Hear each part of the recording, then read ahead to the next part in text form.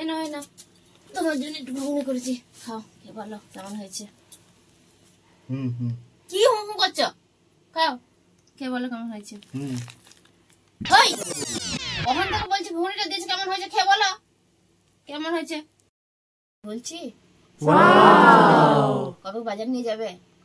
শুধু গিলে যাও আর কেমন হয়েছে সেটা বলার দরকার নাই, শুধু গিলেই যাচ্ছে। বলছি শোনো না, এই হচ্ছে যে দুটা সোনার বাউটি করে দিবে? হ্যাঁ দুবো। কত বছর ধরে বলছে বলে তুই করে দুবো আর কখন দিবে? শুধু দুবোই করে যাচ্ছে, আর কোনো দেওয়ার নাম চর্চা নাই। খাও, খেয়ে বলো কেমন হয়েছে। ভালো হয়েছে। শুধু ভালো হয়েছে? হ্যাঁ, আর বলতে পারলে না যে না রাস্তা ধারের দোকানের থেকে যেগুলো সব কিনে আনি ওগুলোর থেকে ভালো হয়েছে? বইয়ের প্রশংসা করতে হলে যত ঝামেলা।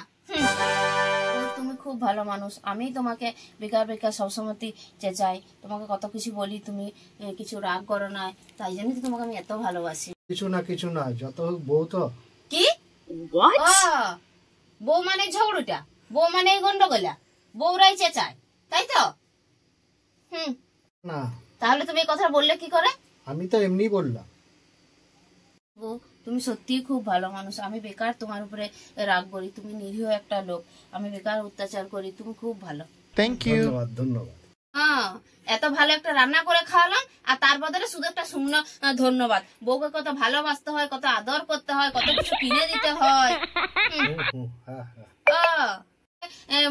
বলে দিচ্ছ, ভালো করে বলতে পারো না, বিরক্ত কর কেবল আমাকে একটা লোক।